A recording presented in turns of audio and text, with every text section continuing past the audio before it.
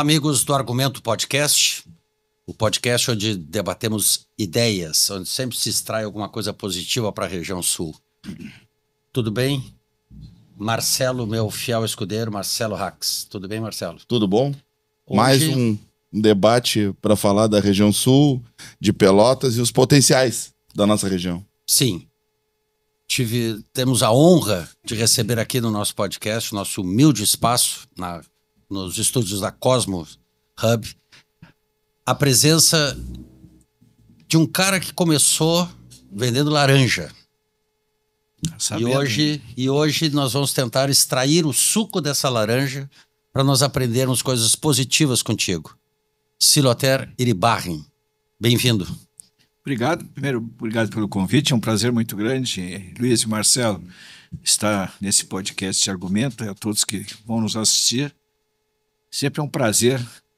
E eu me sinto honrado. Honrado sou eu de ter sido convidado por vocês, que eu tenho ouvido já nesse pouco tempo que tem do podcast. Mensagens tão boas e já tão elogiado. Quando eu falei lá nas Safras Cifras que eu vinha participar, as pessoas já me comentaram sobre alguns que tinham participado. Então, realmente, a audiência de vocês é maravilhosa, certamente, porque a mensagem é muito boa. Que bom. É o início de projeto e nós estamos primando para ter conteúdos e pessoas de um gabarito, que eu digo assim, diversificado, mas que tragam coisas boas para nós, principalmente para mim, que estou de retorno, ao Marcelo, que é um cara empreendedor aqui em Pelotas, e para quem nos segue, né, Marcelo? Nas redes sociais e tenta... Eu acho que é importante transmitir esse recado de que Pelotas é um lugar que dá certo. As pessoas muitas vezes enxergam Pelotas como um lugar que aqui nada dá certo. E temos vários cases de sucesso em Pelotas. A Safras e Cifras é um case de sucesso espalhada Brasil afora, né? E é muito importante a gente conhecer. E quem está nos assistindo, conhecer esse case de sucesso e que aqui em Pelotas também é possível dar certo. Com certeza. Com certeza. Quem faz as coisas são as pessoas. Hoje, agora, quando eu conheci o Siloter, eu não conhecia ele pessoalmente, eu disse para ele assim, Siloter, hoje nós vamos fazer o seguinte, nós vamos conversar sobre o Siloter pessoa. O cara que começou, o cara que chegou onde chegou, porque nós vamos fazer um outro programa, estamos tentando agendar, sobre as Safras e Cifras, que possivelmente também vai ser você, que vai vir nos comentar o que é o Safras e Cifras, o que ela faz, onde ela atua. Mas fica para o segundo momento, que é muito assunto. Agora eu pergunto, a minha primeira pergunta vai ser essa. Por que Siloter? Que nome é esse, Siloter? Quando pergunto o meu nome, eu digo Siloter, as pessoas perguntam, e o teu sobrenome, Iribarren? Então eles dizem, não, então vamos ficar com Siloter mesmo. Eu me criei no interior do município de Cançu, tá, numa propriedade rural. Eu sou filho único. Foi sorte do meu pai e da minha mãe eu ser filho único. Imagina como seria o número do segundo. Se o primeiro foi Siloter, o segundo não sei como é que seria. Meu pai é Tarsilo, já faleceu, mas Tarsilo é o nome. A minha mãe era Esther e eles fizeram essa fusão. Então eu digo que, como eu sempre trabalho com sucessão, eu já trago no meu nome a sucessão, o sangue dos meus pais, no nome Siloter. E quando eu casei com Rosa Maria, 46 anos casado, uma cunhada minha me dizia assim, para mim, minha mulher, Rosa Maria Siloter, se for mulher, o primeiro filho vai ser Roseter. E se for homem, vai ser Silorro. A sorte que a minha mulher não aceitou e tenho 2 filhos, o Fabrício e o Ramiro. Fabrício e o Ramiro. Um é médico? Não, é advogado. Os dois são advogados. O Fabrício, a formação primeira dele é engenheiro. Engenharia. Que sucesso. Pelotas pro Siloter, que é um cidadão nascido em Canguçu, criado na zona rural de Canguçu, né? O que é Pelotas para ti, Siloter? Eu sou uma pessoa apaixonada por Pelotas. Não trocaria a cidade de Pelotas por outra cidade.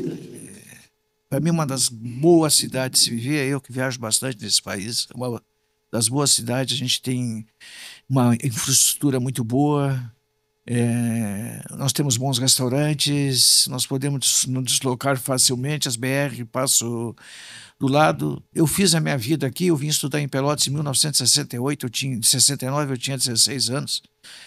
Como eu te falei antes, Marcelo Cansu não tinha o segundo grau, fiz o segundo grau aqui, depois fiz faculdade aqui, fui trabalhar um período fora quando me formei.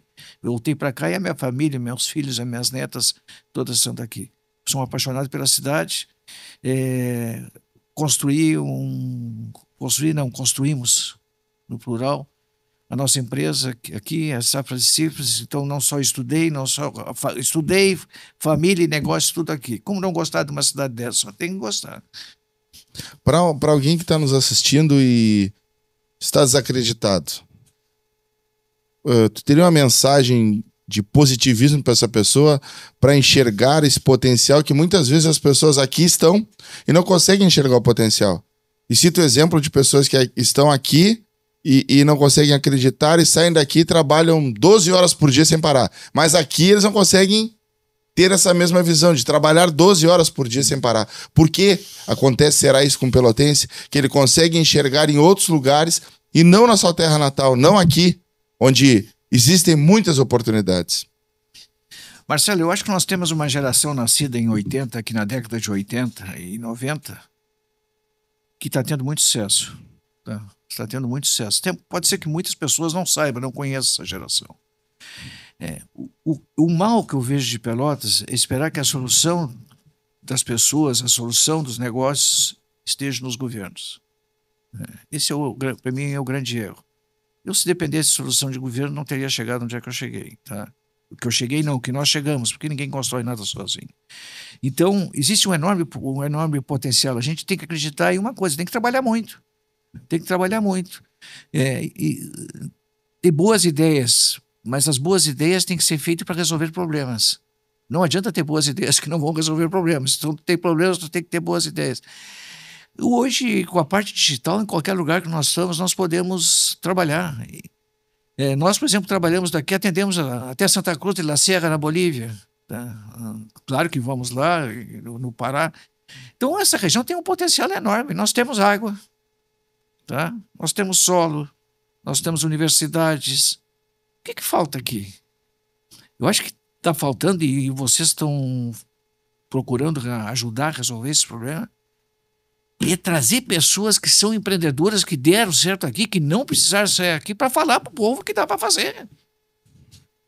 Agora, não dá para querer assim, achar que tu vai iniciar hoje, às vezes diz assim, mas o Marcelo tem uma loja que vende não sei quanto por ano. Aí tu quer abrir uma loja e quer no outro dia ganhar igual o Marcelo. Eu sempre digo dentro da minha empresa, a escada é para subir todos os degraus. Não tente pular degraus que não vai dar certo. E nós tivemos exemplo, por exemplo, quando fazia essas saídas do Banco do Brasil e Caixa, os PDV, os famosos PDV, que as pessoas terminavam com seu dinheiro em seguida, porque queriam botar um negócio igual o que o outro tinha feito, mas nenhum negócio dá certo, tem que levar 3, 4, 5, 6 anos. Tem que acreditar nele e trabalhar. Então, o que falta é isso aí. Eu quero cumprimentar vocês pelo esse podcast, trazer pessoas que saíram do zero, fizeram e estão satisfeitos, então estamos felizes. Nós empregamos aqui hoje mais de 300 pessoas em Pelotas. Tá? Eu saí de uma pequena propriedade rural de 26, 28 hectares no interior de Cansu. Claro que eu não fiz isso sozinho, né? E isso é outra coisa, né? Ninguém faz nada sozinho. Tem que sempre procurar se associar com pessoas que possam te ajudar, contribuir, sem explorar as pessoas. Tem muita gente também que gosta de ter alguém junto, mas a primeira coisa, eu ganho bastante e tu ganha pouco. Não. Embora eu não seja um defensor do regime, de alguns regimes de centro-esquerda, mas tem que socializar a renda, pessoal. Numa parceria, numa sociedade e com colaboradores, com pessoas, tu tem que fazer que essas pessoas ganhem bem. E ter prazer. Já imaginou, Luiz, tu ir trabalhar num lugar todos os dias e não ter prazer daquilo que tu faz? Sim, ter o emprego como adversário, o patrão como adversário. Não, e tu tem que sair de casa e trabalhar numa coisa que tu não gosta. Tu tá lá por obrigação, não tem como dar certo.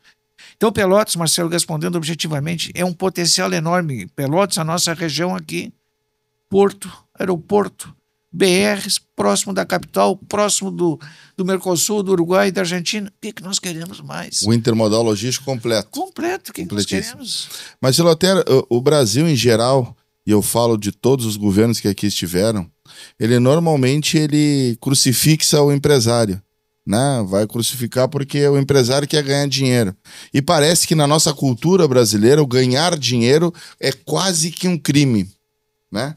Qual a tua posição em termos de leitura de governo? Onde favoreceria mais o empreendedor? Eu, particularmente, acredito que o Brasil precisa caminhar para um neoliberalismo. Isso é uma visão particular, mas, enfim. Qual a tua visão para o caminho das pessoas terem vontade de ser empreendedoras? No Brasil, as pessoas muitas vezes pensam, eu não vou empreender, vou fazer um concurso e tudo bem. Que não tem nada de errado. É uma opção das pessoas. Mas existe uma visão errada de demonizar o empresário. Que caminho seria para o Brasil mostrar às pessoas, um jovem que hoje está nos assistindo, assim, ó, vale a pena ser empreendedor? Bom, eu sou defensor da livre iniciativa, tá? Só um adendo, tu saísse da zona de conforto, que seria um emprego público, né? Largasse o emprego público, que dá estabilidade, que é o sonho de muita gente. Hoje, infelizmente. E foi arriscar. E arriscou e chegou onde chegou. Eu trabalhei, quando me formei em agronomia, fui trabalhar na Emater. E na Emater, depois de 13 anos, eu fiz concurso para a Universidade Federal, eu fui professor de administração rural da agronomia veterinária. Bom, um dos grandes erros que nós temos, e eu vou responder a tua pergunta, Marcelo, é que eu vejo que as nossas universidades não formam empreendedores. Tá? Se tu olhar, a maioria dos professores das universidades também não são empreendedores. Eu não estou contra que eles não sejam empreendedores, é um direito que eles têm de escolher. Só que o Estado está falido, o Estado brasileiro está falido. Então não adianta mais todo mundo querer fazer concurso público. Eu me lembro que na época, Luiz, que eu tinha 17, 18 anos, meus pais queriam que eu entrasse no Banco do Brasil, de qualquer jeito, porque era um grande emprego, era Banco do Brasil, Caixa Econômica Federal. Mas eu era um terror em datilografia, e quem não fosse bom ali não passava, né?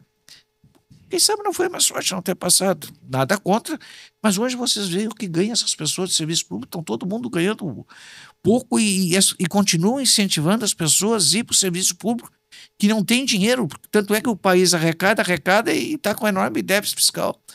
Então, antes de te responder objetivamente, falta estimular e orientar as pessoas para ser profissionais, liberais, empreendedores. Eu acho que se tivesse mais empreendedores, não teria essa visão que tem do empresário. É que a grande maioria não é empreendedor, então são contra o empresário. A mesma coisa com as escolas técnicas. No passado, quantas pessoas eu conheço de Cançu e da região, mas vou falar de Cançu, que é a matéria, que a escola técnica fez dirigente, pessoal. A escola técnica federal, que saiu daqui todo mundo empregado, super bem empregado. Formação técnica. Nós queremos formar doutores e não formamos técnicos. E nós precisamos formar pessoal técnico. Esse é o primeiro passo. E acho que isso do empreendedor é uma coisa que não é só brasileira. Se tu olhar, é um contexto mundial que parece que está se modificando, que é contra o empreendedor, né? Porque não é só na América Latina. Tu vê que na Europa também tem isso aí. E o empresário... E tem empresários bons e tem empresários ruins, né? Não tem dúvida nenhuma. Tem empresários que pagam mal, pode ter empresários que sonegam. Não vou defender esse tipo de empreendedor, jamais vou defender. Mas falta mais comunicação do empresário também com a sociedade. Falta mais. E as nossas lideranças classistas, nós temos boas lideranças classistas, algumas boas e outras ruins, tem umas que estão muito envelhecidas. E essas lideranças classistas que estão muito envelhecidas estão muito queimadas, porque o próprio empresário olha a liderança classista. Esse cara está lá na presidência da entidade porque não tem nada que fazer, tem tempo para fazer, né? E a pessoa está dando um pouco de si para estar lá dentro, né? Agora, nós não vamos aguentar seguir com essa carga tributária que nós temos, né? Isso é impossível. Nós temos um exemplo na reforma tributária que está aí. Nós vamos passar de 18% de tributo, provavelmente, nas passivas para 28%. Pô, isso é um absurdo, não? Um absurdo que vai se passar. Quanto disso podia ser distribuído para os colaboradores desse valor e que é mal utilizado, né? Porque nós não temos infraestrutura. Nós estamos numa região boa, uma região excelente, mas nós precisamos mais infraestrutura. Nós estávamos falando há pouco, né, Luiz? Do jeito que cresce pro lado do Laranjal, precisa outra estrada. Sim. Mas se nós estamos com dificuldade de manter o que existe, será que nós vamos ter recursos para fazer outra estrada? Tomara que tenhamos, vamos torcer que tenhamos e vamos empenhar para ter. O próprio Cleiton Rocha que lutou para essa BR aí, para poder duplicar essa BR. Então, esse é o espírito. Eu vejo que nós vamos melhorar a imagem do empreendedor tendo formações de mais empreendedores, de mais jovens. Nós precisamos desses jovens ser formados. Eu tenho exemplo da Gebras, que eu falava há pouco com vocês. São jovens que saíram daqui, foram fazer engenharia em Florianópolis e voltaram para cá, e a empresa deles tem um sucesso enorme. Está aqui. Não é só eles, que nós temos as empresas de softwares aqui que nem sabe quem é e estão no mundo inteiro. Então, parabéns a vocês por trazer as pessoas aqui para poder falar que é possível, sim. Eu cobro muito essa cultura do empreendedorismo em Pelotas. Quando se compara com a Serra ou o Vale dos Sinos, onde muitas vezes a família forma um sucessor, teus filhos são empreendedores, não na Safra Cifra, mas em outras empresas, os teus filhos já têm um rumo de ter um exemplo dentro de casa e, obviamente, com o exemplo desse, não tem outro jeito a não ser empreendedor, né? Mas falta incentivo para as pessoas aqui. Eu digo desde a escola, desde as entidades de classe, desde palestras para mostrar para os jovens que vale a pena ser empreendedor. Concordo plenamente contigo. Não que não vale a pena, mais uma vez, digo ser funcionário público, mas cabe os dois. E Pelotas e a nossa região tem muito mais um foco de preparar para empregos públicos do que ser empreendedor. Temos um foco muito diferente de regiões onde o progresso é muito maior, como Serra e Vale dos Sinos. Vale dos Sinos eu sou até suspeito, porque eu sou um apaixonado por Novo Hamburgo. Até disse pro Nauro outro dia aqui, eu disse, Nauro, tu te diz pelotense, virou pelotense. Eu sou pelotense apaixonado, mas também adoro Novo Hamburgo, né? Então assim, ó, o Vale dos Sinos e a Serra são exemplos de sucessão familiar e de pais que muitas vezes incentivam os filhos a montar negócios em outro segmento. Não falta um pouco disso, principalmente das entidades de classe em Pelotas? Falta. Eu tanto falei que nós estamos renovar as lideranças. Nós precisamos renovar. E nada contra as que estão aí. Ainda bem que tem algumas, porque às vezes também nós não queremos assumir os empresários, né? Também nós o não tempo é curto também, né? É curto. Eu tenho que cuidar do meu negócio, não posso ir lá. E criticamos quem tá lá, né? Então não. Mas tem gente para entrar por trás disso aí? Por baixo, que eu digo, jovens querendo... Mas claro que tem, eu tenho certeza que tem. Eu tenho certeza que mas tem. Às vezes não é dada oportunidade para os jovens entrarem. Na verdade, muitas vezes o jovem nem sabe o que é empreender, né? Porque não teve uma palestra, não teve... Eu não sei se eu entendi o que o Luiz disse, para assumir as entidades, tu disse? Tudo, eu acho. Também. Acho que tudo, sabe? Até fazendo uma analogia, a política. A gente reclama que a política está aí se arrastando, que está um nível horroroso, sei o quê. Mas quem é bom, quer entrar para a política? Não quer. Exatamente. Então tu não vai ter renovação, tu vai ter a perpetuação do que está aí. Mas quem entrar, vai entrar lá por um conchavo, enfim, porque já está no sangue. Mas eu digo o seguinte, na parte empresarial, vamos lá, de empreendedorismo, quando tu tens, dentro, que eu acho que é a grande diferença, na região do Vale, dentro de um âmbito familiar, tu tens esse incentivo. Tá aqui o Siloter. Os pais, interior, agricultores, não deixou de estudar. Ele empreendeu. O primeiro empreendedorismo dele não foi vendendo laranja, não. Foi os pais fazendo ele estudar. Isso é o principal. Né? Primeira coisa. Se tu não, bom, tem cara que não quer estudar, não tem condições, etc. E tal, mas vamos empreender numa outra coisa. Seja bom no que tu vai fazer. Seja o melhor. Tente ser o melhor no que tu tá fazendo. Se tu vai lá pegar uma caixa no depósito e tu é pago para isso, pega essa caixa. Não derruba ela no chão. Falta, talvez, e esse bom está sendo sufocado pelos maus. No meu entender, assim, sabe? Então, por exemplo, a sucessão das associações de classe, etc e tal. Eu vou me meter naquilo lá, porque quem está lá também não quer largar. É verdade, concordo contigo. Aqui é status, é status. É status. Às vezes tu não tem status porque tu não tem dinheiro, ou tu foi uma pessoa que teve sucesso e hoje não tem mais.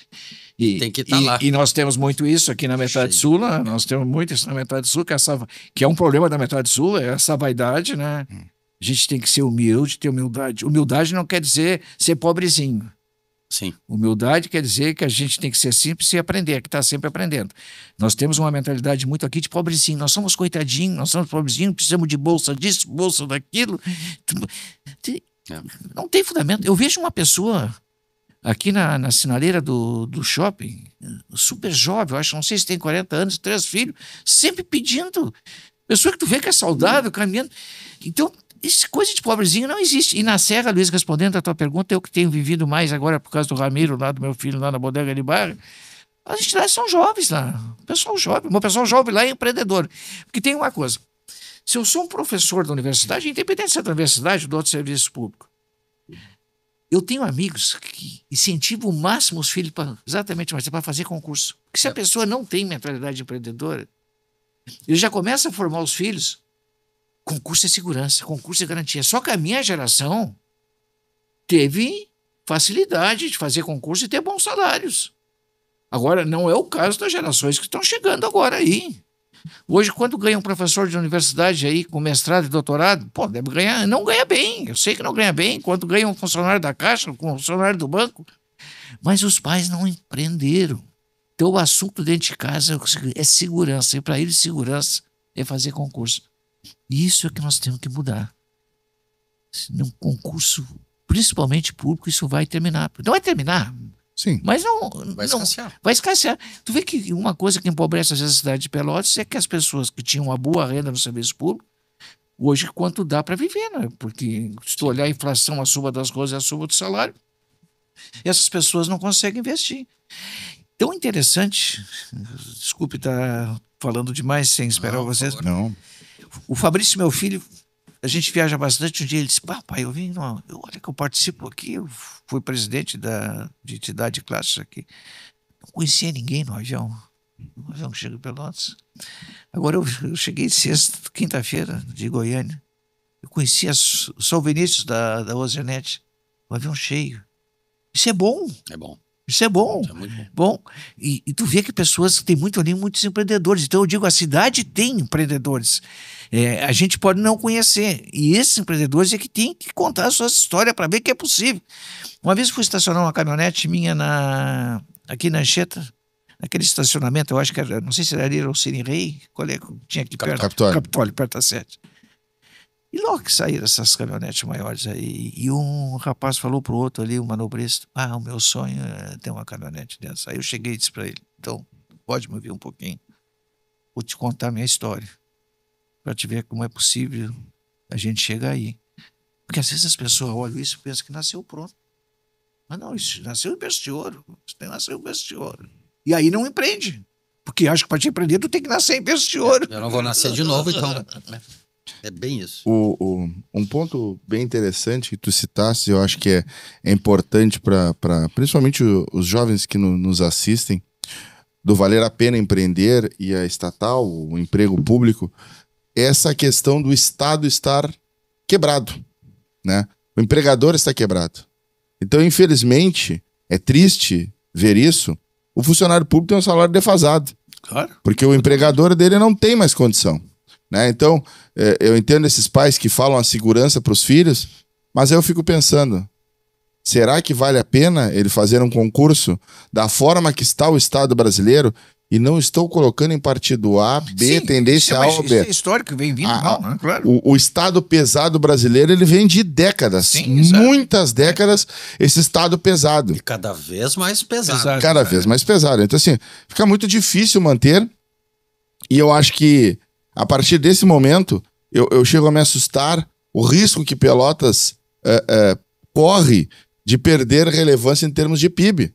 Porque se os funcionários públicos, Pelotas tem a universidade, Embrapa e N instituições federais e estaduais, quando o Estado está em dificuldade financeira, esses funcionários são as primeiras vítimas disso, né? E Pelotas corre um risco enorme de perder relevância em termos de PIB. Tanto que Pelotas vem caindo em termos de população, éramos a segunda cidade do estado, hoje viemos lá dentro, somos o 7º PIB do Rio Grande do Sul, Rio Grande é o 3º, bem maior que nós.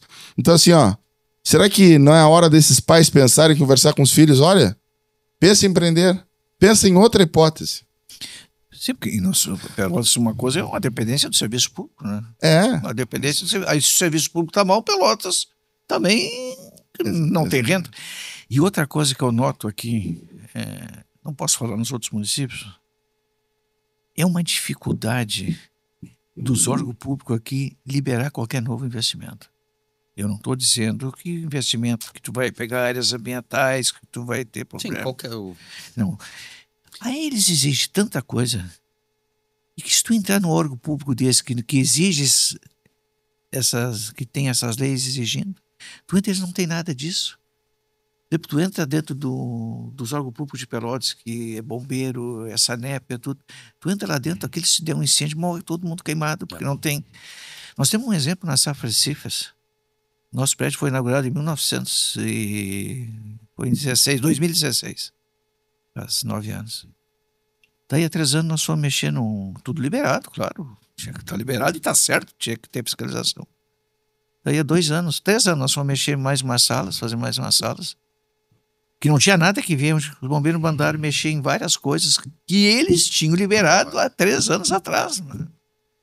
Agora, tu quer ver uma coisa? Nós temos um terreno do lado das Safras ali, não é para falar nas Safras, mas só para voltar Pelotas aqui. Nós temos o prédio, temos uma rua ali que passa do lado, que não está aberta, que vai sair lá no Moarama, e aí temos um terreno de estacionamento. Aí negociamos um terreno mais do lado do terreno de estacionamento, mas com uma condição que teria que nos liberar da construção, senão nós não queremos ficar com o terreno. Né? Bom, nós entramos com uma das melhores empresas que tem aí, que faz todos os laudos ambientais, tudo. Vai fazer 1 ano em outubro. Agora, para completar, nos pediram o laudo de noite. Tá? O que nós estamos fazendo? Nós temos 312 colaboradores hoje. Aqui em Pelotas tem 200 e pouco. Estamos começando a investir em Goiânia. Acabamos de inaugurar um escritório lá em Goiânia para 80 pessoas agora, com auditório para 80 pessoas, porque as coisas andam. As coisas liberam. E não é que sejam ilegais as coisas, né? Vamos deixar bem claro. Mas é isso que o Marcelo disse, parece que as pessoas são contra o empreendedor. E como essas pessoas que decidem nunca empreenderam, não sei se é inveja, o que é, isso é uma das coisas que eu noto a grande diferença daqui da Serra, Luiz. As coisas andam mais. Eu acho que é medo. É boa pergunta. O que será? Por que o servidor público, nesse sentido aí, ele tem. Não sei se ele é mandado, eu acredito que não, porque começa pela má vontade que o cara levanta da cadeira para vir te atender. Eu vejo isso, sabe? Eu não sei por quê. E como tu disse, ninguém está pedindo coisas ilegais, né? Não. Exatamente. Não, o ilegal é isso aqui eu não faço, acabou. Das costas vai embora. Acabou. Agora, o mínimo do mínimo, e pior é que, tipo assim, não, desta forma não dá. Mas tu tens que fazer desta outra forma. Sim. Ok, tu vai lá e fala. Parece que o cara mudou, se aposentou e entrou um outro, muda tudo.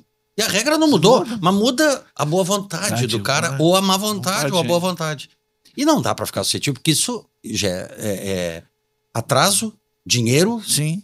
E a questão do desânimo. Porque aí o cara diz, no teu caso, vamos lá, vamos abrir uma nova sede aqui, comprar o terreno. E ele vai fazer um pouquinho e diz assim, cara, quer saber de uma coisa? Eu já tô bem, eu quero andar com meus netos de mão dada e não vou fazer mais nada. E tô dando um exemplo, exatamente o que tu disse, o cara vai cansando. Vai cansando. Há um desânimo. Toda a receita que nós temos do serviço no Brasil todo o imposto é para Pelotas. Olha só. Nós não pagamos, por exemplo, o imposto que nós lá nos municípios de Goiás, Mato Grosso, vem a sede é aqui. Vem a sede para cá. Nós nunca pedimos nada para a prefeitura, nunca pedimos nada para o poder público. Eles nunca foram lá no prédio. Nós somos o maior empregador, prestador de serviço, junto com a LifeMed, em Pelotas. Fora o serviço público, somos nós. Tem 300 pessoas, então somos nós. Pô, se eu vou lá no meu cliente saber se ele está bem, tu não está precisando de nada, coisa. Um dos seus melhores clientes, tu não. Você nunca for lá, vocês estão precisando de alguma coisa com apoio, não é dado, vocês estão precisando de alguma coisa trancada, não.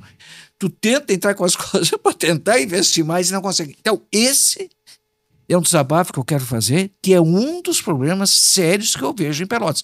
E não estou falando desse governo, estou falando dos governos, né? Sim. Que tiveram aqui. Não é só. Não estou falando porque é PT ou porque é PSDB, porque.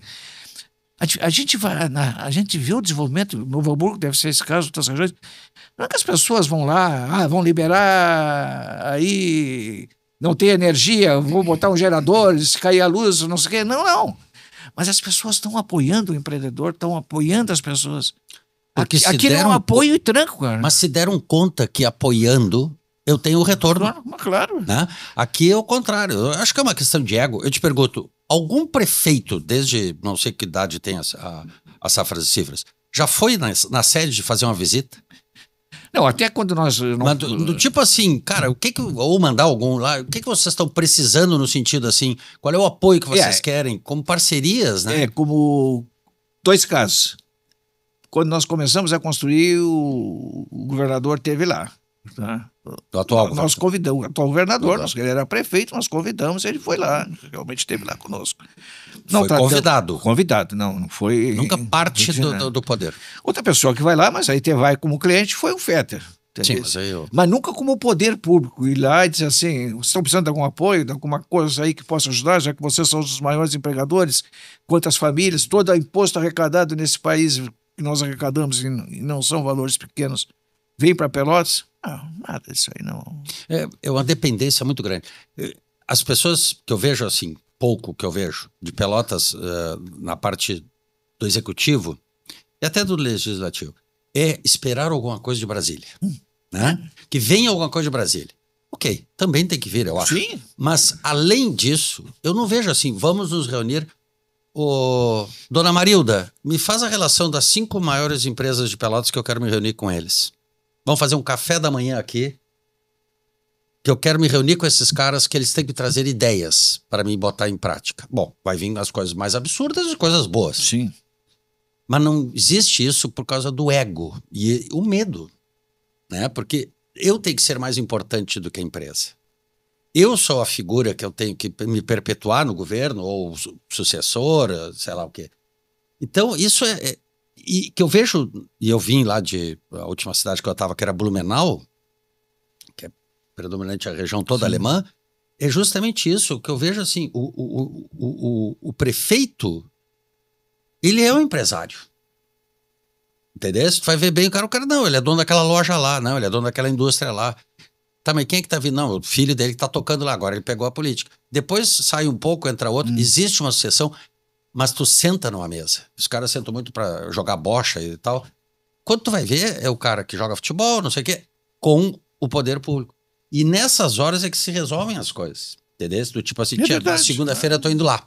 Mas não, aqui que eu vejo, fazem reunião com todo mundo, menos com quem interessa. Eu acho que tem que ser com todo mundo. Desde da rainha do carnaval até o outro, a parte de saúde. Mas sentar, eu sempre, desde que eu cheguei, eu digo assim, Pelotas precisa de um choque de realidade.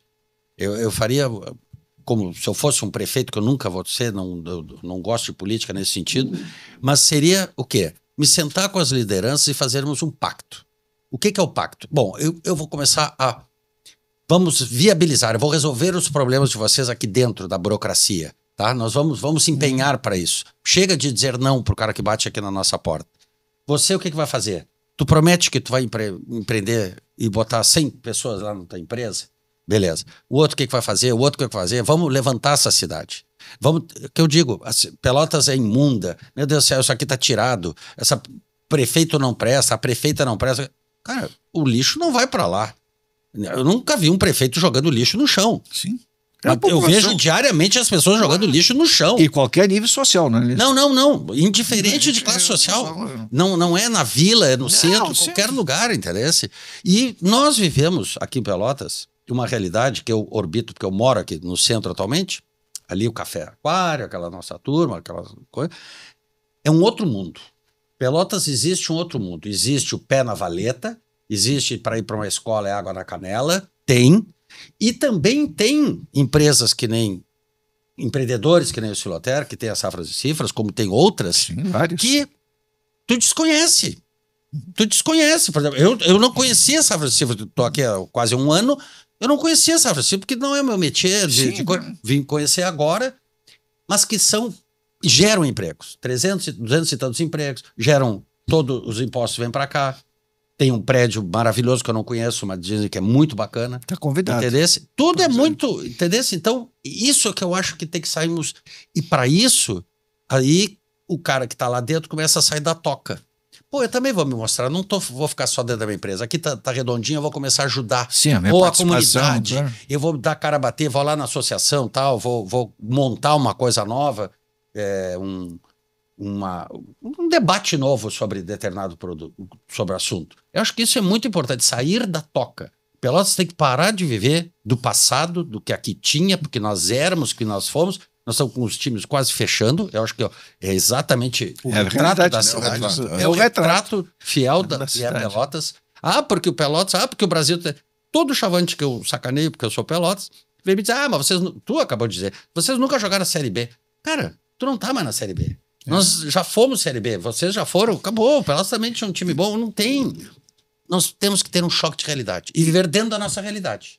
E eu acho que a gente tem que ter um choque de mundo, né, Silotera? Tu é um cara que viaja o mundo e entender como os processos funcionam no mundo.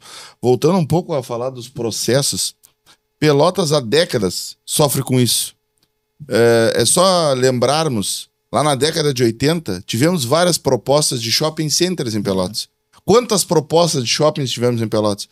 Ao ponto de empreendedores assim, cansei daqui, eu vou me embora. Teve um que esteve aqui por abriu em Gravataí. Péssimo lugar, mas abriu em Gravataí, não abriu em Pelotas. Né? Então assim, parece que dificultam o crescimento. E a gente olha o Shopping Pelotas, que foi uma família que resolveu empreender e decidiu, vou fazer, de qualquer forma a gente vai fazer. E assim, lutaram contra trâmites, conseguiram fazer o shopping, que é um case de sucesso no estado. É o maior shopping do interior do Rio Grande do Sul. Mas, Marcelo, olha a resistência que teve. A dificuldade que eles passaram. Aí mudou alguma coisa para Pelotas? Tipo assim, não, vai acabar com o centro. O que acaba com o centro não é o shopping. Não. O que está acabando com o centro é o monte de camelô que tem. O que acaba com o centro é o monte de sujeira que tem. Entendeu? É que umas calçadas cheias de buraco, com tampão quebrado há mais de um ano. Tem tampão no calçadão de Pelotas, eu acho que é o metro quadrado mais caro de Pelotas atualmente, comercialmente falando, não sei se o shopping seja. Que tu tens um tampão que eu deito lá e me enterro ali, pode trazer a lápide aqui. No meio do calçadão. Então, é isso que eu te digo, a resistência. Torce entendeu? Contra. Eu torço contra. Eu nunca, nós somos adversários. É que eu digo, o Brasil... de nós mesmos. De nós mesmos. O Brasil, eu sou Pelotas, o Brasil cai para a segunda divisão, é muito ruim. Para mim, que sou do Pelotas. Fico feliz momentaneamente, é legal para sacanear, mas é muito ruim. Você aguenta a cidade, os hotéis estão perdendo de 20 jogadores, 20 coisas para cá. Eu tive os voos que tinham no Brasil, no maior shopping center de Santa Catarina, durante 17 anos. Eu aprendi uma coisa em shopping center. Aprendi com um cara de São Paulo, que tem 29 lojas no Brasil. Ele me disse o seguinte, numa feira, lá em São Paulo. Luiz, tu tá entrando agora em shopping, eu vou te ensinar uma coisa. Fechar loja em shopping é a pior coisa que pode ter. Tu tens uma pizzaria no shopping, aí tu tem um concorrente que também tem pizzaria. Se ele fechar, tu não vai vender o dobro. Mas talvez caia a tua venda. Então, é um espírito comunitário. O que é? A minha loja tem que estar indo bem, a tua tem que estar indo bem, a dele tem que estar indo bem. O público. E não fechar. Se tu não tiver esse espírito para dentro de um shopping, esquece o shopping. Bota lá na vila tal, onde não tem ninguém, que tu vai ser o único. Entendeu? E aí tu vai vender nada. Porque as pessoas vão sair de lá para virar um shopping. Então, esse é o espírito comunitário que nós precisamos de Pelotas. É um torcer pelo outro. O poder público torcer para o empresário torcer para que o poder público dê certo, que dê o retorno que eu pago mensalmente lá nos impostos. O cidadão pelotense ter orgulho de ser pelotense, mas não orgulho do que foi Pelotas, orgulho do que ela será. Do que ela será. Hoje tu pergunta assim, o que será Pelotas daqui a 20 anos? Do jeito que tá horrível. Todo mundo vai te dizer que talvez nem exista isso aqui. E não é, cara. Não é. Tem coisas boas, tem coisas positivas, tem gente ganhando muito dinheiro. Claro que tem. Tem um vendedor de laranja na minha frente que começou lá no interior, veio, estudou, se dedicou, compartilhou o sucesso com os seus colaboradores, que é muito importante o que tu falou aqui no início. É muito importante. Isso quebra a espinha dorsal de quem torce contra o empresário. Né? Exatamente. Isso quebra a espinha dorsal. O cara vai botar a empresa aqui, vai nos explorar, vai ficar rico, vai embora. Não. Ele quer que se perpetue. Ele quer que a coisa... Ele sai e a coisa continua e todo mundo continua bem, cara.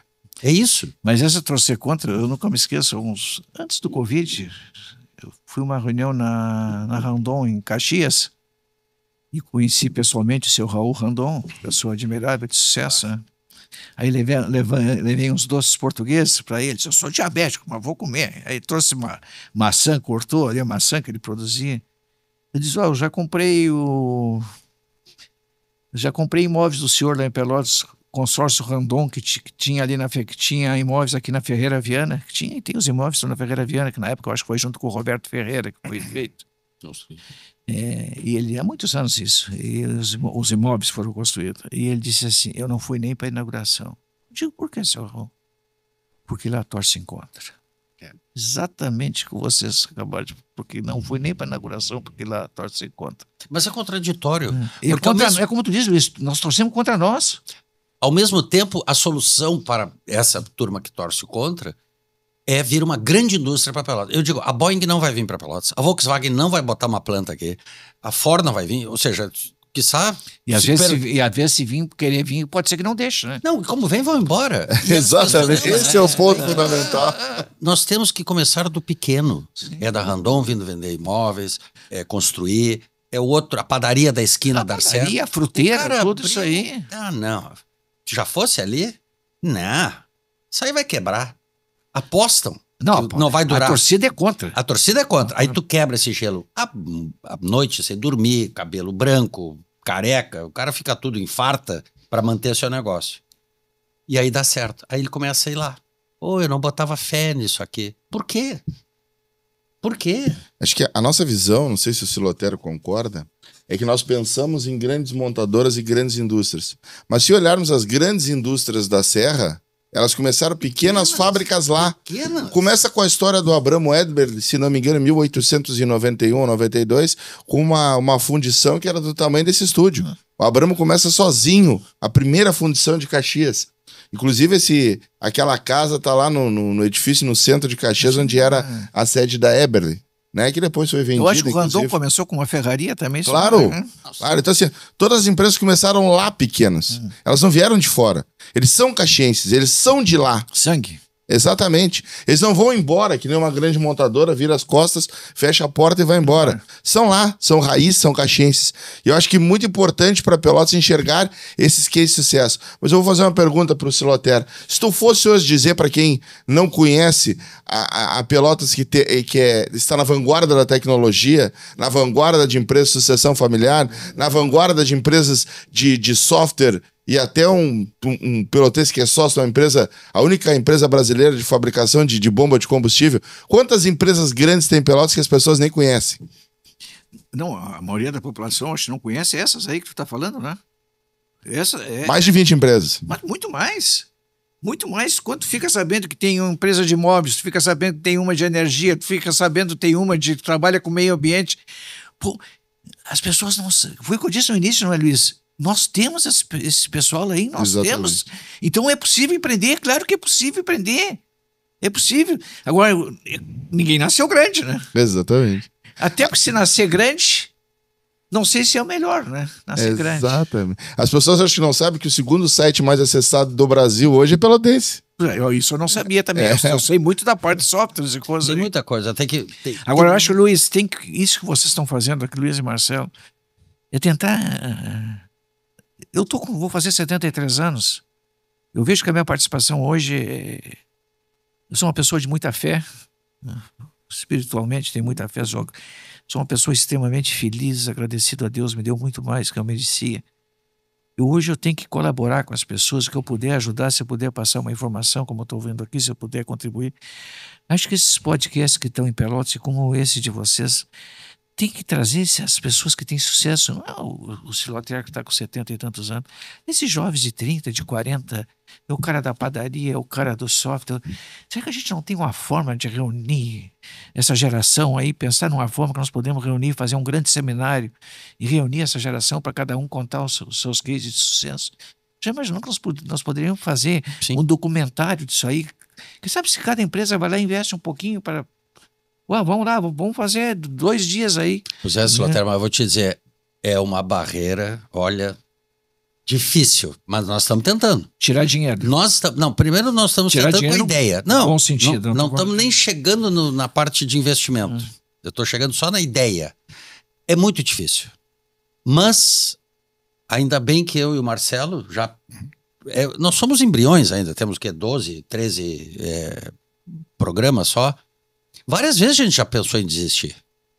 Várias vezes. A gente não desistiu, não sei porquê, né, Marcelo? Teimosia. Por teimosia. A gente vai meio contra. Renova. Porque aí que tá. Quando a gente começa a desistir, não, vamos chamar Pô, consegui tal cara. Aí nós vibramos e trazemos. E isso para nós é um ânimo que nos dá um up, assim, que, opa, para aí, nem tudo tá perdido. A coisa é boa. Vamos que vamos. Então veio aqui, puxando o professor César Borges, né, que é um cara que foi um grande empreendedor dentro do serviço público. E ele disse uma coisa que nós temos a formação acadêmica, ou seja, pensadores, pessoas inteligentes, Pelotas é uma grande formadora de profissionais.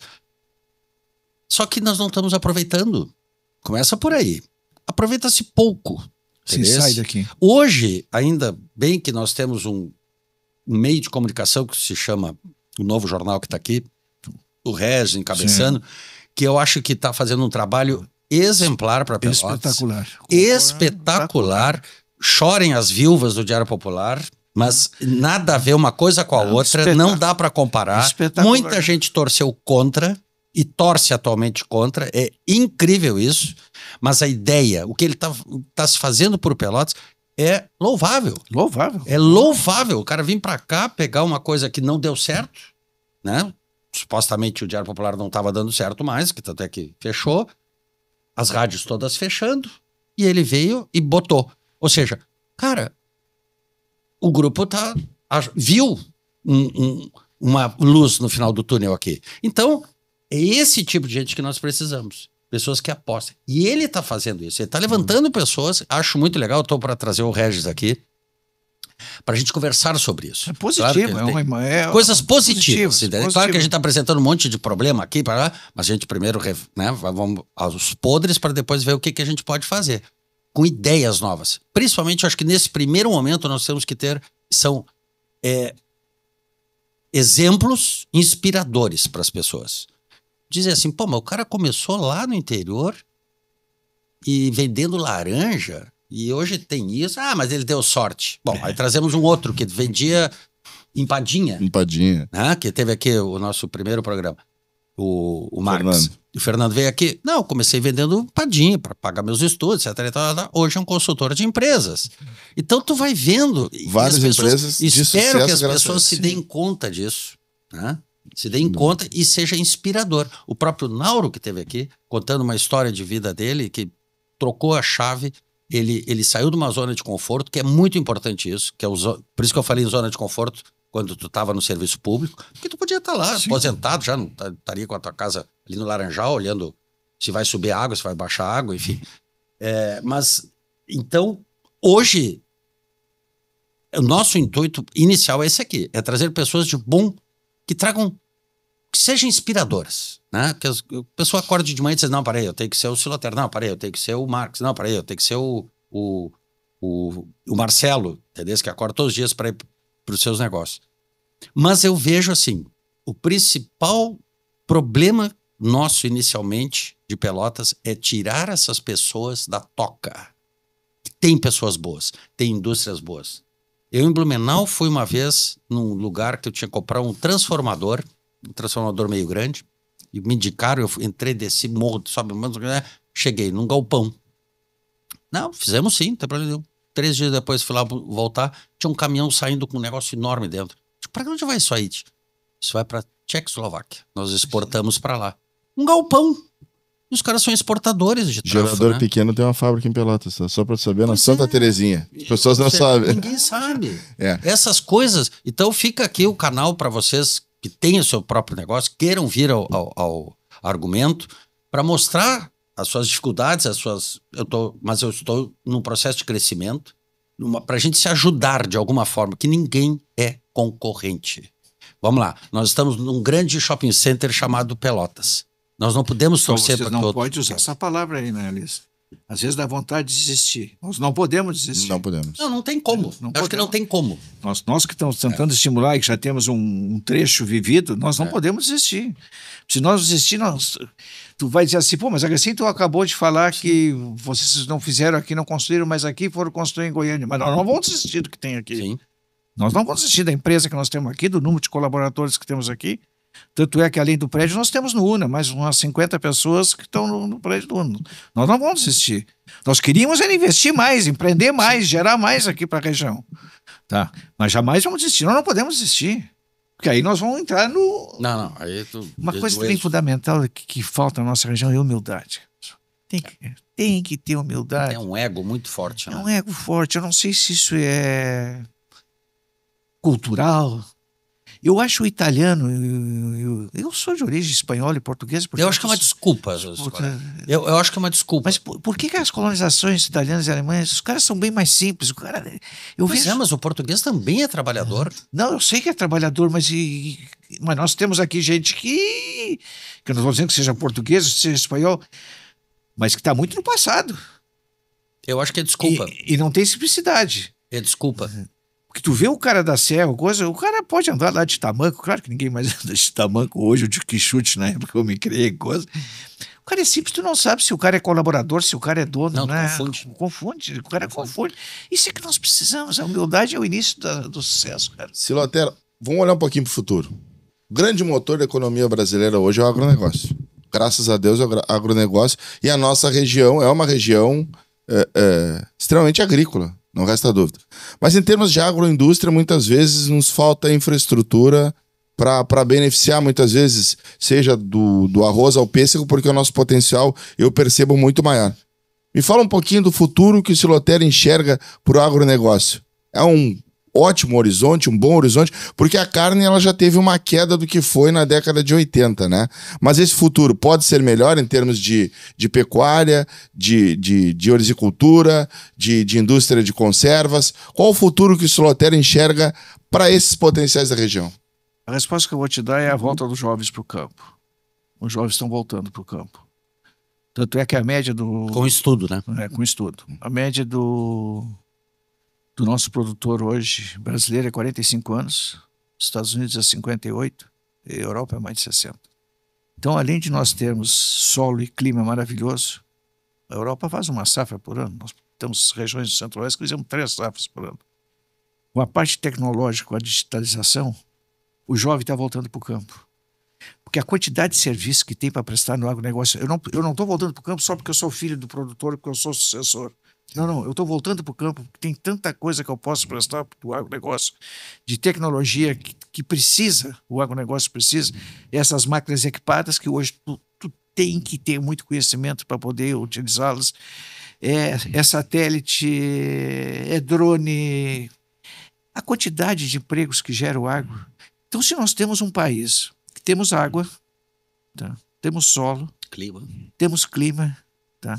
Temos diversificação de clima e temos esse potencial, e usamos só 8% do território brasileiro com a produção de grãos, e temos condições, e esses jovens voltando, e a comida que nós produzimos, né? A comida nunca vão parar, é um potencial extraordinário que nós temos nesse país.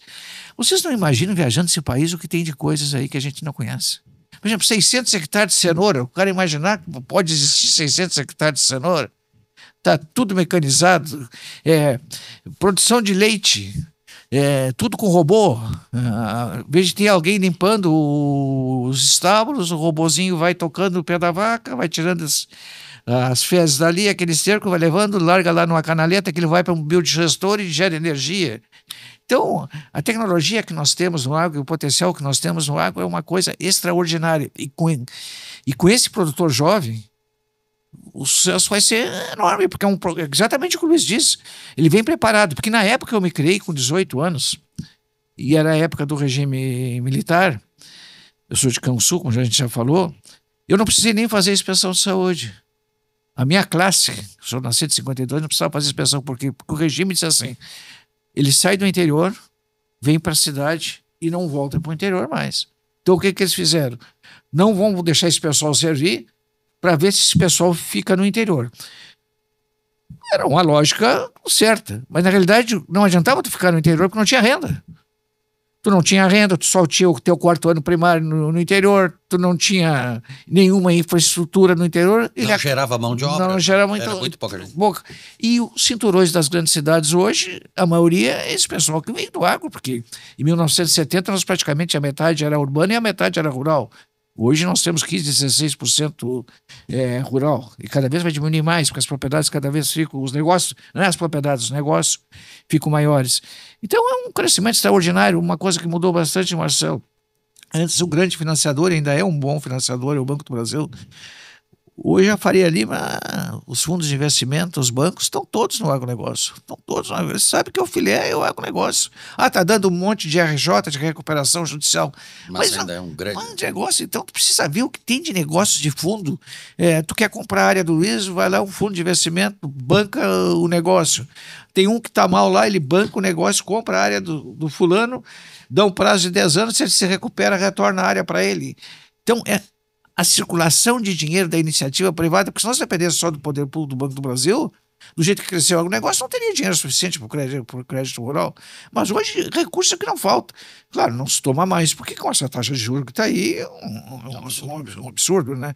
Mas então, eu não tenho dúvida nenhuma. E nós precisamos fazer. E a agroindústria hoje, a indústria não cresce mais do Brasil, e aí não é só no agro, por problema de distribuição de energia.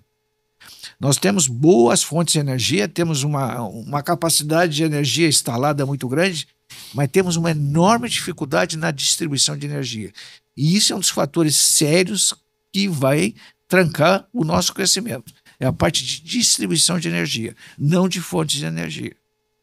Mas essa mesma visão tu daria para a região aqui também? Tranquilo. Sim, tranquilo. mais ainda. Tanto é que ela está mexendo, né? Antes nós só produzíamos arroz. Hoje nós produzimos soja, produzimos arroz, produzimos milho, outra coisa. Quando começou a entrar a agricultura, que a gente vai a Jaguarão, eu me lembro da época que a Jaguarão era só fazendas, né? Campo, pecuária. Hoje tu vai a Jaguarão, tu não enxerga gado. Mas o gado, eu sempre digo, há 30, 40 anos atrás, eu sou formado, vou fazer 50 anos de formado em agronomia esse ano. A renda da pecuária, comparando com a renda da agricultura, o boi não pode caminhar. Porque ele não tem renda para pagar aquela terra se ele caminhar muito, mas ele pode ser suplementado aonde que ele está. E hoje nós aumentamos as áreas agrícolas no país e não diminuiu o rebanho brasileiro, ao contrário, aumentou o rebanho, aumentou a produtividade do rebanho brasileiro. Por quê? Porque antes tu precisava uma estância de Dom Pedrito para ter 3 mil reis.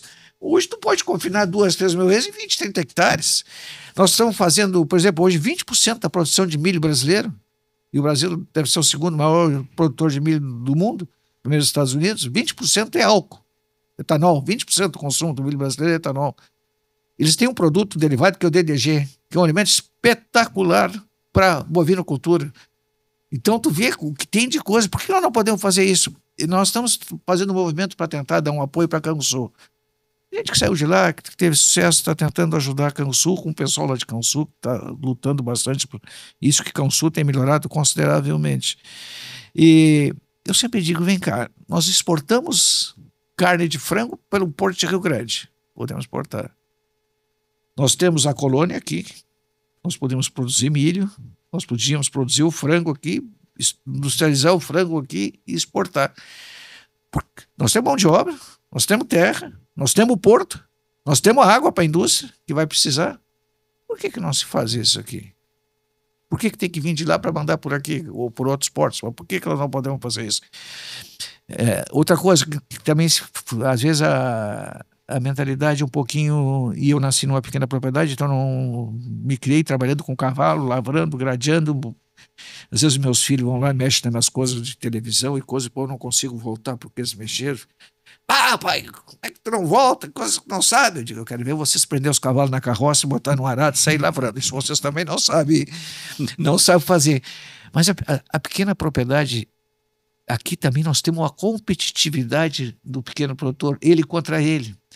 Por exemplo, um pequeno produtor, ele tem dificuldade de produzir milho e soja sozinho. Entendeu? Ele não tem área suficiente para produzir uma commodity. Porque uma commodity de milho e soja, ele tem que ser produzido em escala, ele tem que ter tamanho. Mas por que não se juntar e criar associações e para produzir junto? Porque como é que um produtor de 40 hectares vai comprar um trator? Compartilhar o equipamento. Exatamente. Tudo, né? Como é que ele vai comprar um trator? Aí ele não compra o trator, o filho não vai ficar lá. Não. Aí entra o ego. O filho não vai ficar lá. Não. Ele vai capaz que o cara vai querer lavar com boi o cavalo numa época dessa. Mas ele não tem capacidade de comprar um trator, mas ele quer fazer o mesmo que a área maior consegue fazer. Aí tu vai no Centro-Oeste, os caras já são grandes, e que não eram grandes. Porque uma coisa que eu não encontro no Centro-Oeste, a única empresa que eu encontro no Centro-Oeste que é nativo daqui é o Casarinho, lá em Sinop. Tá? Tu encontra a gauchada toda lá, mas do norte e do noroeste do estado. Da região sul tu não encontra lá. Esses caras que saíram de 20, de 10, 5 hectares e hoje fizeram fortunas, estão super bem lá. Pois assim mesmo, Luiz, eles estão criando pools. Os produtores se juntam com um pool de compras de insumos. Porque com isso eles conseguem... Barganha de negociar. Barganha. E que para a empresa que vende é bom, porque o tempo que ela vai ter que gastar no operacional de 10, 20, 30 propriedades, ela fez ali. Então nós temos que ter uma mentalidade aqui mais associativa.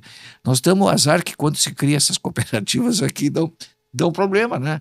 Que tu vai no Paraná, tu não tem problema, as cooperativas só crescem fortíssimas ali. Então, podemos fazer aqui? Claro que podemos fazer. Por que nós vamos poder fazer? Hoje, quantos nós temos de exportador de arroz aqui? Muita gente não sabe, nós exportamos muito arroz por aqui. Nós temos empresas exportando arroz. Aí as pessoas dizem assim, mas eu não vou vender meu arroz porque o preço está muito baixo. Mas se nós temos uma super oferta de arroz, e que nós temos no Mercosul e, consequentemente, aqui na região de Pelotas, por que cada um, e aí não é o pequeno, por que cada um não vende 10% da sua produção para o preço que está aí, para poder exportar? Porque a hora que nós tirarmos essa super oferta daqui, nós vamos melhorar o nosso mercado. Não, se o Marcelo vende e dá uma subidinha, vou esperar, porque vai subir mais. Qual é a consequência disso? O ano que vem nós vamos ter problema baixo de preço de arroz de novo. Que nós não vamos tirar o produto daqui, quem compra arroz é quem consome arroz, é um produto de mercado interno. O ano que vem nós vamos ter um estoque maior de arroz. Então aí não é só o pequeno, o grande também tem essa mentalidade de ser competitivo. Não, é o caso do shopping que tu falou, o cara da pizza disse, eu não sou competitivo com o cara que vende pizza. Até porque se eu ficar sozinho eu vou vender menos. Essa competitividade, uma parte é ego e uma parte é que nós competimos com nós mesmos, né? Não posso competir comigo mesmo. Como é que eu vou competir? Um pequeno produtor de milho vai competir com um pequeno produtor de milho. E antigamente, quando eu trabalhei em Bagé, em 1976, que eu me formei para lá, tinha um modelo alemão, e tu falou na Associação de Máquinas, que era a ZAPSAT, Associação de Prestação de Serviço de Máquinas. As máquinas eram compradas e eram prestadoras de serviço. Então, 3, 4 administravam, prestavam serviço para eles e prestavam serviço para os outros produtores. E era um sucesso. E uma vez eu estava em Chicago, nos Estados Unidos, cheguei numa propriedade de milho e soja, e o produtor nos disse que era prestador de serviço. Além da propriedade, ele era o prestador de serviço. E aí eu perguntei para ele, e ele me disse assim, mas não, para mim, mais outros produtores estavam juntos, eu não, a parte de adubação, de defensiva, eu não faço na minha propriedade. Eu falei, vem cá, o senhor é prestador de serviço para os outros e o senhor não faz na sua propriedade. Eu só faço na minha propriedade o que eu sei fazer bem feito. Que eu não sei bem feito. Assim como que eu sei fazer bem feito, eu presto ali para o Marcelo. O vizinho também presta aqui. O Luiz sabe mais do que eu. O Luiz vem prestar para mim. Que é uma mentalidade que não é de competição. É uma mentalidade de melhora, de produção, de associação. Não, eu sempre digo, ninguém faz nada sozinho. Ninguém faz nada sozinho. E tudo na vida é feito pelas pessoas. Não tem nada. Às vezes, eu vou na Expo Inter, eu não quero ver a palestra do Luiz, eu quero ver a máquina que está lá em exposição. Quem pensou aquela máquina era pessoas. Quem projetou a máquina era pessoas. Quem construiu a máquina era pessoa. Quem vendeu a máquina era pessoas. Quem comprou a máquina era pessoas. Então tudo é feito pelas pessoas. Quem vai pagar a máquina são pessoas. E quem vai comer os alimentos do que a máquina produz são pessoas. Então, se nós não soubermos trabalhar com pessoas, e por isso que eu trabalho bastante em sucessão, porque muitas coisas do êxodo rural se deu êxodo por causa do processo sucessório. Processo sucessório por tamanho, por não ter renda, mas o processo sucessório que eu e tu, Luiz, conhecemos nessa fronteira, quantas propriedades trocaram de mãos? Muitas propriedades trocaram de mãos. Eu me lembro quando trabalhava em Bagé. Quantas se desfizeram? Em 76, começaram a plantar arroz nas fazendas que tinham condições. Os proprietários antigos diziam assim, não, eu não quero ver essas máquinas desses gringos passando perto da sede, eu quero que passe longe lá da sede, porque eu não quero ver. Os gringos acabaram comprando as fazendas, pessoal. Então, essa mentalidade é que eu vejo que nós temos que mudar. Tu acha que eu nasci numa pequena propriedade de 26 hectares, vendia laranja, vendia leite, na exposição de Cansu vendia laranja? E claro que eu já passei a ter uma mentalidade empreendedora, que meu pai não era empreendedor, era um pequeno produtor, trabalhador, a minha mãe era uma professora municipal, jamais empreendedora, porque cuidava muito da parte financeira, tirava a prova dos 9, aplicava dinheiro, já era agiota naquela época do pouquinho que ela ganhava. Mas eu tive ajuda de pessoas, sempre tive ajuda de pessoas. Eu saía da minha casa, não sei se posso comentar esse assunto. A minha casa, eu tinha a felicidade que era próximo de Cansu, 9 quilômetros, mas tudo era chão naquela época, né? Eu tinha ajudado meu pai a tirar leite para vender de manhã, botar no carro, botar na frente da propriedade de noite, porque não tinha luz elétrica, não tinha água encanada. Era um lampião para tirar leite. Na época, tirava e botava a manual e botava no carro. Montava a cavalo, andava 3 quilômetros. Chegava numa propriedade, largava o cavalo e eu tinha um senhor, que era amigo do meu pai, e que os filhos dele estudavam comigo em Cansu. Ele nos levava de carro a Cansu e depois nos trazia de volta ao meio-dia para casa. Eles ficavam na casa dele, eu pegava o meu cavalo, montava a cavalo e vinha para minha casa. De tarde eu ia para a lavoura trabalhar com meu pai e de noite eu fazia os temas com o Lampião. Mas até hoje eu sou agradecido a essa família, agradeço sempre que eu posso a essa família. E assim foi a minha história de vida, sempre tendo pessoas que me apoiaram. E claro que hoje eu também tenho muitas pessoas que eu apoio e faço com prazer. Não só eu, como a Safra Cifras apoia entidades aqui, assistenciais em Pelotas. Então, tu não pode ter esse erro de ser individualista. É a mesma coisa quando eu falo na teimosia. Eu digo, a teimosia é consequência, a teimosia não é causa. O problema da teimosia é que a pessoa não tem humildade. A pessoa que não tem humildade é teimosa. E para te agregar pessoas, tu tem que ser humilde e simples. Isso é fundamental na vida. Sem dúvida. Me diz uma coisa do agro, eu tenho uma curiosidade. Rapidinho. O governo de direita ou o governo de esquerda?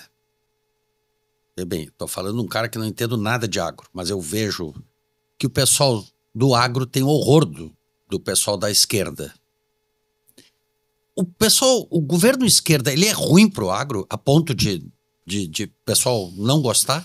Eu gostaria assim rapidamente, se tu puder me explicar, que tu mexe com isso. Por que tem essa ojeriza assim do governo da esquerda? Primeiro, o pessoal tem muito medo de invasões de propriedades. Então tu vê um MST, tu enxerga que tu vai invadir uma propriedade. Então o pessoal, até porque grande parte das propriedades médias e grandes hoje no Brasil foram conquistadas, né? Não foram cismaria, não foram herança, não foram nada, né? As pessoas adquiriram. Tá, esse é um problema. Outra coisa que não é só do governo de esquerda, as pessoas não se dão por conta, por exemplo, que no Rio Grande do Sul até São Paulo, Brasília, 20% das propriedades não podem ser usadas. São áreas de reserva legal de APP, que o produtor não recebe absolutamente nada por isso. Então, se tu tivesse um apartamento de 5 quartos, tu teria que dar um quarto para alguém morar, tu não recebe nada. E aí a mídia, junto com os pensamentos de esquerda, queima que o produtor é o maior poluidor. Mas o produtor é o único que protege, porque ele não recebe nada e deixa 20% da propriedade dele que ele não pode mexer. Aqui nós vamos no canal da São Francisco, é lixo. Dentro do canal da São Francisco. Não precisamos ir só no canal. Tu vai na frente das casas das pessoas, as pessoas não limpam a frente das casas. Quem não limpa a frente da casa, tu imagina como é que é dentro de casa. A sujeira. Então as pessoas enxergam, mas isso é um problema da Europa. A Europa sabe que não tem como competir com o Brasil em termos de agricultura. Até os Estados Unidos, claro, e aí é uma dificuldade de clima, porque se tem gelo lá, eles conseguem só fazer uma safra por ano. Nós não temos gelo, nós conseguimos fazer três safras. Então eles dizem que o Brasil é um destruidor do meio ambiente, que o produtor rural é distribuidor. Se nós usamos 8% do território nacional para produzir grãos, 8%. Tá? Hoje nós temos abaixo de 70 milhões de hectares para produzir grãos. Nós temos 850 milhões, então vocês veem que nós... Pouco mais de 8% que nós usamos. O que tem de área preservada nesse país. Então, o produtor fica com raiva disso aí, né? E parece que é só... e cria uma competitividade, Luiz, que não precisava existir. Agricultura familiar e agricultura empresarial. Para mim, a agricultura é familiar. Porque as grandes propriedades do Santo-Oeste são tocadas pelas famílias. Eu trabalho no processo de sucessão, em médias e grandes, e não em grupos nós não atendemos.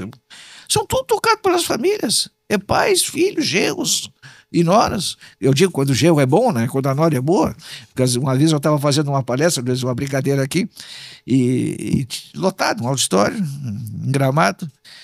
E eu gosto muito de interagir com o pessoal, fazendo pergunta. E eu conheci um senhor que estava lá, e os 2 filhos trabalham com ele na propriedade. E eu disse, seus filhos trabalham com o senhor na propriedade? Sim, trabalho. E a sua filha? A minha filha trabalha na parte administrativa da propriedade. Ela é casada? Ele disse, E o seu genro? A sorte que é piloto, só passa por cima da propriedade. Boa. Então, a agricultura ela é familiar. Não podemos criar essa competitividade.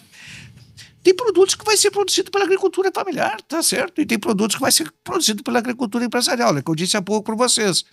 Milho e soja não deve ser um produto de agricultura familiar, a não ser que se associe. Agricultura familiar tem que ser hortifruti grangeiros, tem que ser piscicultura, tem que ser turismo. Por quê? O que a agricultura familiar tem? Nós precisamos sempre ter 3 fatores de produção para produzir alguma coisa no agro. Temos que ter mão de obra, gente, capital e terra. Aí tu pega uma agricultura familiar. Terra é pouca. Capital é pouco. A única coisa que ela tem é mão de obra.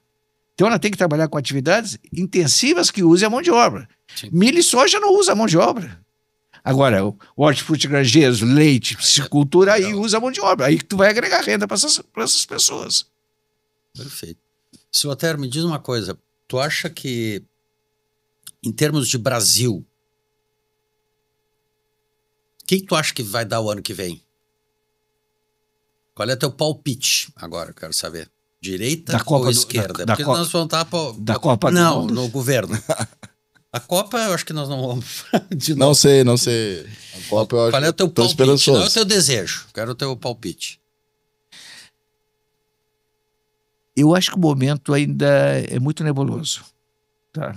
E acho que nós estamos passando um momento muito difícil no Brasil. Um momento muito difícil, um momento político muito difícil. A gente nunca... No mundo, né? No mundo. Mas o Brasil está querendo competir com quem não pode competir, né? Está querendo competir. Não estou dizendo que o outro lado esteja certo. Sim. Mas a gente tem que saber o poder que a gente tem e o poder que não tem. Acho que é um país que... Acho não. É verdadeiro, porque a mídia... O país está muito corrupto.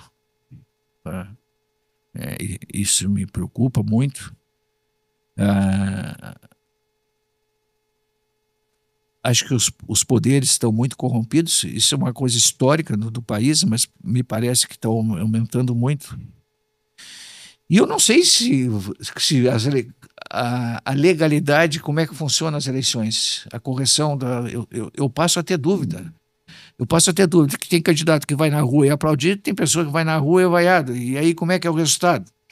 Não sei, eu não sou político. Eu só quero que seja uma pessoa que, se puder ajudar a diminuir essa corrupção desse país, seja quem for que pudesse diminuir. Porque com a corrupção que nós estamos vivendo hoje, cada vez, tu que é empresário, cada vez vão ter que tirar mais impostos de nós. Como é que eles vão pagar? Como é que vão roubar? Como é que vão tirar? E eu não estou dizendo que é desse governo, né? Tanto é que tu vê pessoas que tinham um discurso e vão lá para dentro, também são corrompidos, né? Dentro disso aí. Eu, às vezes, vejo, Luiz, que o brasileiro é um pouquinho corrupto. Tu vê na sinaleira, tá vermelho, o cara aproveita a sinaleira, tá vermelho. Na fila, ele quer furar a fila, ele quer tirar vantagem. Então, eu sempre digo que os governos é a cara do povo, né? Então, em outra dimensão, talvez. Outra dimensão, uma dimensão maior. A gente vê que as pessoas querem tirar vantagem, né? Tu vai na Europa, tu não vê um troço desse. Não, e essa vantagem é contada numa mesa de boteco. E é como vantagem. Como vantagem. E chama de trouxa o outro que não fez. E eu vejo que hoje está muito mais, se seguir assim, um centro-direita ganhar a eleição. Agora, o que eu vejo em termos de Brasil política, que eu acho que não tem solução, e aí, sendo centro-direita ou centro-esquerda, é que é impossível essa nossa representatividade, estados como o Amapá, ter a mesma representatividade que um São Paulo, que o Rio Grande do Sul. Isso não é possível. Não, o Pacto Federativo deve ser mudado. Tem que ser, não pode. Não é o Nordeste. Eu posso pegar o Nordeste e pegar Santa Catarina, que é Sul. Não, são estados que não pode ter o mesmo número de senadores, o mesmo número de deputados, principalmente senadores, que é o principal, né? Como é que um Amapá, um presidente do Congresso se elege com 180, do Senado se elege com 180 mil votos? E se fala nesse problema, mas ninguém mexe, né? Tanto é que ele voltou a ser presidente. É que, na verdade... O Senado, e ele não se elegeu sozinho. Na verdade, o Congresso, por exemplo, ele é grande maioria Norte e Nordeste. Sim. Eles não querem mudar esse Pacto Federativo. Não é interessante para eles essa mudança, né? Porque são os estados que menos produzem e que mais recebem. Claro. 78% da receita do Brasil é produzida no Sul e Sudeste. Principalmente agora com as inclusive emendas. O Centro-Oeste. Sim. Sul e Sudeste produzem 78% de todo o PIB do Brasil, né? Então, de Minas para baixo, produzimos 78%. E os mais beneficiados são quem produzem quase nada, né? Então, eles não é interessante para os políticos do Norte e Nordeste uma mudança, né? E aí, com isso, eles passam a fazer um curral eleitoral. Sem dúvida nenhuma. Eles mantêm a pobreza com recursos. E se perpetuam. Se perpetuam. Esse é o problema. Esse, para mim, é o grande problema do Brasil. Esse é o principal problema do Brasil. Como nós falamos muito de empreendedorismo, que é a solução, enfim, eu acho que fica um recado, assim, que eu acho que nós temos que ser primeiro empreendedores, nós, empreender no voto. Ou seja, a escolha do teu candidato, do teu representante, porque ele é o teu representante. Depois não adianta espernear, cara. Sim. É o teu representante da tua região, para deputado estadual, para federal, para senador, enfim. Que a gente só pensa muito no presidente, é o presidente. E quem manda no nosso país, tu sabe muito bem que é o Congresso, né? O Senado e a Câmara. Então, eu acho que ali é o empreendedor. Ali que eu tenho que ver quem é esse cara. Esse cara, ele vem aqui, esse cara só vem e me promete e nunca mais aparece. Sabe? É impossível essa região toda aqui ter 2 representantes. 3 deputados federais. É muito. Daqui até a campanha. É um absurdo. pouco. É um absurdo. É um absurdo. Isso é o retrato da nossa região. O retrato da nossa região. Mais uma coisa para o retrato. Pelotas não ter nenhum deputado estadual. Rio Grande, Canguçu e São Lourenço tem deputado estadual. E Pelotas não tem nenhum. Pois é. Por quê? A culpa é do deputado? É. A culpa é nossa. É nossa. É do empreendedor daqui. Nós, como cidadão, Então, empreender melhor o nosso voto. Depositar melhor o nosso voto. Exatamente. Entendeu? Vê se a Serra joga voto fora lá e vota neles. Tem. Mas enfim, eu acho que... Mas nós vamos mudar isso aí. Mas temos soluções. Temos, né? Uma tá aqui. Temos potencial, eu acho. Uma tá O Brasil tem potencial. Não, e nós temos potencial na região. E acho que a nossa região tem um potencial nacional. Eu acho que, enfim, por todos os fatores que a gente conversou aqui, acho só que nós temos que ter... vamos lá. Alguém vai ter que dar esse passo para frente. Não ficar só nos planos, só... gostei, acho legal, mas... Precisamos de um líder. Eu acho que nós estamos... Bom, isso eu acho que é uma pobreza de lideranças mundiais, tá? Não é de município, não é de Pelotas, não é do meu prédio ali. É mundial. Acho que está muito, muito ordinária. Nós não temos mais... Não é o político velhaco, mas nós precisamos mais uma diplomacia mundial, de ver os contratos serem seguidos. Sim, né? Juridicamente. Tudo entre os países, entre o agro, entre eu e você... Tudo agora parece que vale tudo, né? Parece que vale tudo. O que está escrito e vale tudo. Então, isso é muito ruim, porque tu acaba num descrédito. E o pior, vai acabar desanimando quem tem um pouco de vontade de seguir esse barco, de tocar essa barco. Porque nós vamos passar logo. Infelizmente, nós estamos... Tu ainda não, Marcelo, mas eu e o Siloter... Então, acho que a gente não, mas tu tem que passar o bastão, entendeu? Passar o bastão eu já estou passando. Mas tem gente que não quer pegar o bastão. Isso. Não, e tem gente que não quer passar o bastão também. Também. Tu tem os dois lá. Ou passa, mas não larga o bastão. Tá aqui o bastão, mas eu fico segurando ele. E isso é uma das coisas que essa empresa quer. Sucessão, né? Esse é o problema da sucessão. Que é um baita papo para os Safras e Cifras, que nós vamos conversar sobre sucessão familiar, os problemas que tem entre a família. E é incrível porque isso eu usei uma frase agora um tempo atrás, eu disse assim, e vocês estão brigando por um negócio que está no azul. Imagina se estivesse no vermelho, vocês estariam se matando. Entendeu? Então... Brigo por um cinzeiro. Né? Exatamente. O cinzeiro do vovô, que ele tanto gostava. Se apegam, entendeu? Mas a gente tem que... Eu acho que... E isso que tu falou, isso é uma das coisas das quebradeiras das empresas. Porque hoje, da primeira geração para a segunda geração, e não é só no agro, só 30% das empresas sobrevivem. E muitas vezes é porque o fundador não quer soltar o bastão. Porque é muito difícil para um filho falar em sucessão para o pai. O pai diz, acho que eu vou morrer, já quer tomar conta do que é meu. Sim, uma sucessão não é a morte. É organizar a família para trabalhar em sociedade. Morrer todos nós sabemos. Sim. No início, agora eu posso te falar em sucessão que está bem mais fácil, mas no início quando eu falava, tu acha que eu vou morrer? Eu digo, a sorte é que tu não sabe quando. Mas vai. Porque a gente, quando nasce, começa a morrer, porque pega a diminuir a expectativa de vida. Então, hoje as pessoas estão se conscientizando que com a gente, nós temos trabalhado muito nisso, não só nós, como várias empresas, que sucessão é a continuidade daquele patrimônio naquele grupo familiar com sucesso. E aquilo só vai existir se tiver harmonia. Para ter harmonia, tu tem que trabalhar em sociedade, uma sociedade familiar. Tu vai ter filhos que estão no negócio, tem filhos que estão fora do negócio, mas isso é para outro papo. Baita papo. Positivo. Eu quero um recado teu para quem nos assiste, para quem nos segue nas redes sociais, um recado teu de que tu diz para esse cara que tá em dúvida se vai ou não vai. Olha no olho dele, naquela câmera lá, e diz assim, ó, vou empreender, o que eu faço? Primeira coisa para empreender é ser humilde e aprender. E muito trabalho, mas é muito bom empreender. A gente empreender é como nascer um filho e ver o filho crescer. Vamos trabalhando, vamos dando sucesso àquela empresa e aquilo vai nos dando o prazer de ir lá para dentro dela todos os dias. Por exemplo, eu tenho prazer com 73 anos para ir dentro da minha empresa. Então, a nossa região tem um potencial enorme. Vamos deixar de ser pobrezinho, esperar de... Pobrezinho no sentido não é de renda, pobrezinho de coitado que nada vai dar certo. De esperar de governo. Não espere nada de governo. O governo só tira da gente. O custo mais alto na vida das pessoas e das empresas individualmente é imposto. Não tem custo mais alto que imposto. E quem arrecada imposto é governo, e o governo não volta. Então, simples, humildade, se juntar, não competir. Nós não temos que ser competidores, nós temos que nos associarmos para sermos fortes. Acredito em Pelotas, adoro essa cidade e vejo um enorme potencial nela. Siloter, eu agradeço Marcelo, agradeço o teu tempo, que eu sei que hoje é o teu grande patrimônio. Na tua idade que tu tá, é tempo. E tu despendeu parte do teu dia, da tua vida, para vir aqui nos trazer essa injeção de ânimo, de ensinamento, de inspiração. Acho que é essa a palavra mais correta. Nem todo mundo que é vendedor de laranja vai chegar onde tu chegou, sem dúvida nenhuma. Mas ele tem que acreditar que ele pode chegar. Possível.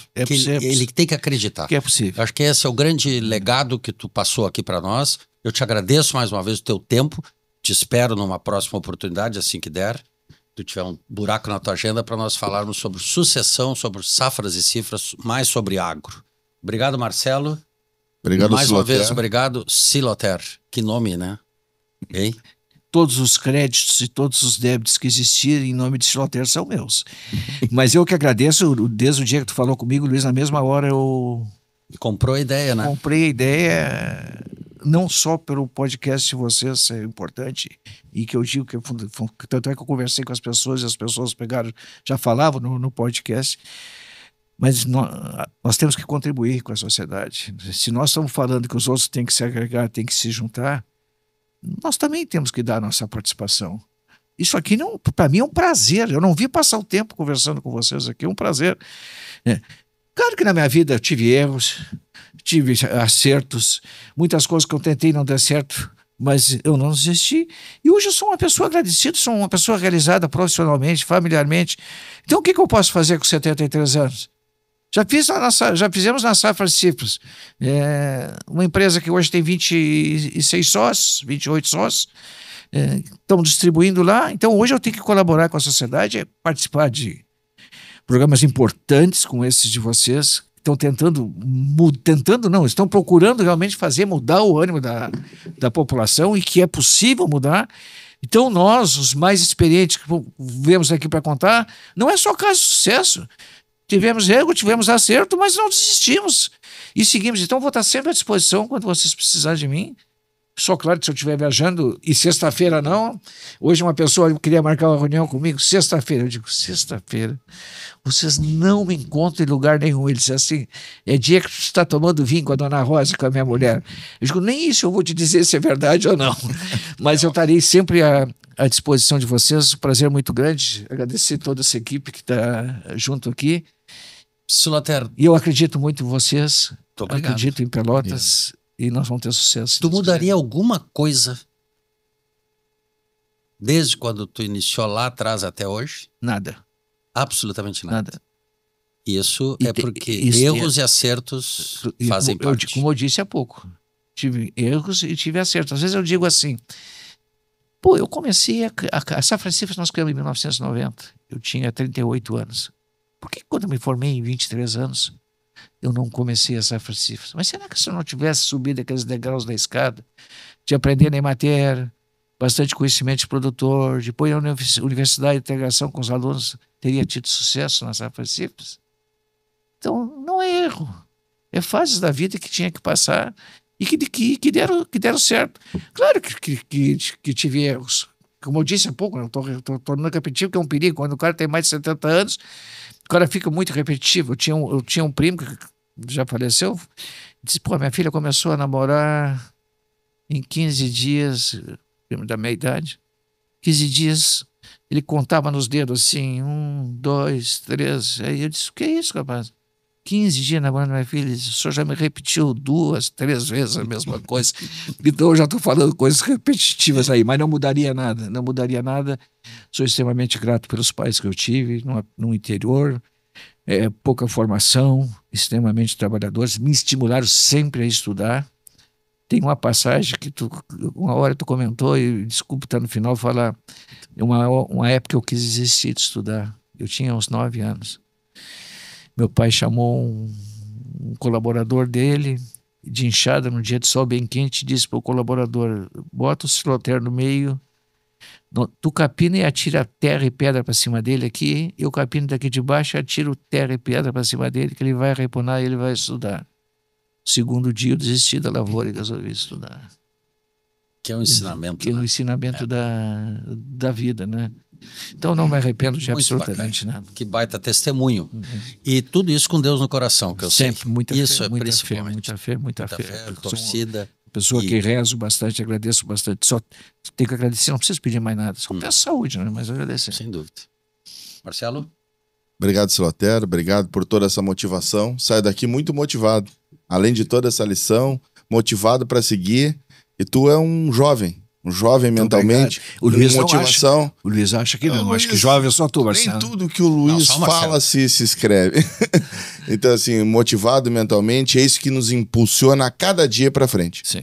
A acreditar no amanhã, e isso nos transforma e nos mantém jovem. Muito obrigado por tudo, obrigado pela entrevista, obrigado por esse bate-papo.